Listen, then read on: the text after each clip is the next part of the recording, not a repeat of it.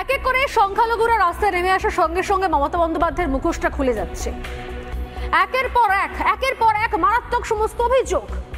তাহলে এতদিন ধরে এই যে দুধেলগাই বলে মমতা বন্দ্যোপাধ্যায় সুদীর্ঘ রাজনীতি করে যাচ্ছেন, তাহলে রাজনীতির নেপথ্যে কি সমীকরণ ছিল? শুধুমাত্র গাজর দেখিয়ে, শুধুমাত্র সংখ্যালঘু ভোট ব্যাংককে বোকা বানিয়ে আসলে নিজের কার্যসিদ্ধি করা, আসলে বিভাজনের রাজনীতির আগুনে ঘি ঢালা, মুখে সম্প্রীতির মুখোশ, কিন্তু আসলে মুখটা হচ্ছে বিভাজনের মুখ। আর মমতা বন্দ্যোপাধ্যায় এই রাজনীতি করে আসছেন শুরু থেকে, কিন্তু এখন কি হবে? এই যে মমতা বন্দ্যোপাধ্যায়ের সংখ্যালঘু তোষণ এবং দুধেলগাইয়ের রাজনীতির মুখোশ যে খসে খসে পড়ছে, সাধারণ প্রান্তিক মাদ্রাসা শিক্ষক থেকে শুরু করে মসজিদের ইমাম পর্যন্ত, ফুরফুরা শরীফ থেকে শুরু করে বিভিন্ন জায়গা, বিভিন্ন প্রত্যন্ত গ্রাম পর্যন্ত, পঞ্চায়েত পর্যন্ত, প্রত্যেকেই এক বাক্যে বলছেন যে এর আড়ালে শুধুমাত্র রাজনীতি রয়েছে, আসলে কোনো উন্নয়ন হয়নি। যতক্ষণ পর্যন্ত সংখ্যালঘুকে দিয়ে যা খুশি তাই কাজ করিয়ে নেওয়া যাবে, আগুন জ্বালানো, ঝামেলা করা, বোমা বাঁধা, খুন, লুট, ততক্ষণ পর্যন্ত সে আমার ভোট ব্যাংক। আর যে মুহূর্তে সংখ্যালঘু বলবে যে না আমি এগুলো করবো না, আমাদের পরিবার, আমাদের সন্তানও বড় হবে, চাকরি করবে, ডাক্তার হবে, তখনই হয়ে যাবে সে তামান্না বা তামান্নার পরিবার।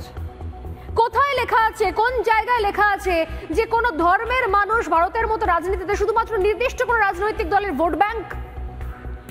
অথচ এই ভোট ব্যাংক রাজনীতিকে দীর্ঘদিন ধরে করে আসছেন মমতা বন্দ্যোপাধ্যায়। শুধু ভোট ব্যাংক নয়, প্রকাশ্যে বলছেন যে এরা আমার দুধেল গাই, যে গরু দুধ দেয় তার লাথি সহ্য করতে হবে। কিন্তু এবার তো মনে হচ্ছে গরু দুধ দেওয়া বন্ধ করবে আর লাথিও সহ্য করতে হবে। তাহলে যাবেনটা কোথায় মমতা বন্দ্যোপাধ্যায়? আর কোথাও যাওয়ার জায়গা নেই বলেই কি 2026-এর বিধানসভা নির্বাচনের আগে মমতা বন্দ্যোপাধ্যায়ের ভরসা এই দেশের নাগরিক, এ রাজ্যের ভূমিপুত্র সংখ্যালঘু ভাইরা নয়।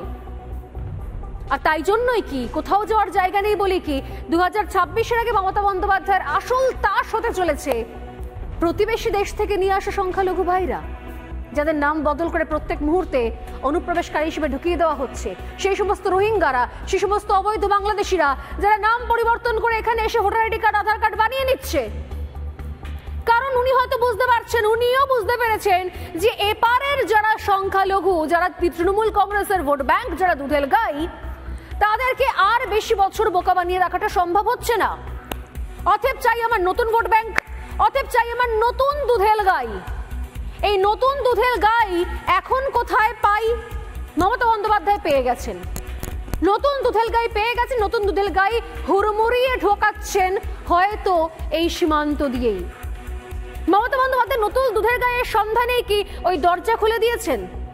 দরজা যারা খটখট করেছিল তাদের জন্য দরজা খুলে দিয়েছেন, তাদের জন্য দলের বিভিন্ন রতিমহরতিকে নির্দেশ পাঠিয়েছেন, যারা বিভিন্ন সময়তে মন চালু করে বলে যে যারা বাংলাদেশ থেকে এসেছেন, যাদের voter ID card, pan card, voter ID card লাগবে, যাদের আধার কার্ড লাগবে, রেশন কার্ড লাগবে, তারা অবিলম্বে জাকির ভাইয়ের সঙ্গে যোগাযোগ করুন। কারণ এ রাজ্যের সংখ্যালঘুরা আসলে বুঝতে শুরু করে দিয়েছেন যে মমতা বন্দ্যোপাধ্যায় আসলে তাদের পাহারাদার নন, তাদের বন্ধু নন, তাদের হিতাকাঙ্ক্ষী নন, আসলে শত্রু। এতদিন ধরে শুধুমাত্র রাজনীতি করার জন্য, শুধুমাত্র এক কাট্টা ভোট পাওয়ার জন্য, শুধুমাত্র রাজ্যে যাবতীয় জায়গায় অশান্তির আগুন জ্বালানোর জন্য এই নির্দিষ্ট ভোট ব্যাংককে ব্যবহার করে এসেছেন মমতা বন্দ্যোপাধ্যায়।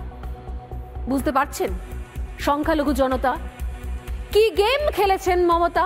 বুঝতে পারছেন কি? যদি বুঝতে এখনো পর্যন্ত না পারেন, যে অংশ এখনো পর্যন্ত বুঝতে পারছে না, তাদের জন্য দিনের পর দিন কিভাবে তোষণ করে গেছেন মমতা বন্দ্যোপাধ্যায় তার কয়েকটা নমুনা আমি শুনিয়ে আজকে সংখ্যালঘু সম্প্রদায়ের যে প্রতিবাদী ভাষা, যেভাবে মমতা বন্দ্যোপাধ্যায় সরকারের মুখোশ টেনে হিচড়ে খুলে দিচ্ছেন তারা, সেই ভয়ঙ্কর বক্তব্যগুলো শোনাবো।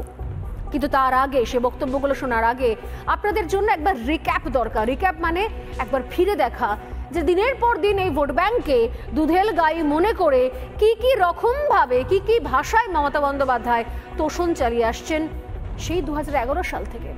দেখুন, আমি মুসলিম লীগ, বাংলায় কত % মুসলিম থাকে প্রায় 30 থেকে 33% সংখ্যালঘুরা থাকেন। তারা খাবে না, তারা পড়বে না, তারা স্কুলে যাবে না, তাদের মারতে হবে, তাদের খুন করতে হবে। একটা ধর্মের নামে এত কুৎসা করছেন, একদিন তারা যদি একটা আন্দোলনের ডাক দেয়, আপনি নিজেকে সামলে রাখতে পারবেন তো? ভুল বুঝবেন না, মনে রাখবেন আমরা যতদিন আছি আপনাদের ওপরে কেউ কোনো ক্ষতি করার চেষ্টা করলে আমি আপনাদের পাহারাদার ছিলাম, আছি এবং থাকবো। অন্যদিকে মুসলিমদের রোজা চলছে, রমজান মাসও চলছে, তাদের পরিবারগুলো রোজা করে, রমজান করে, উপবাস করে। এই সময়টা তারা কোনো অন্যায় কাজ করে না, কারণ এটা হচ্ছে আল্লাহর কাছে ওদের স্যাক্রিফাইস বলতে পারেন। যতই টাকায় খেলা হোক, যতই হোক, আপনাদের জীবনের নিরাপত্তা দেওয়ার দায়িত্ব আমাদের। তার কারণ আমরা থাকতে আপনাদের কেউ কোনো রকম অত্যাচার করতে পারবে না।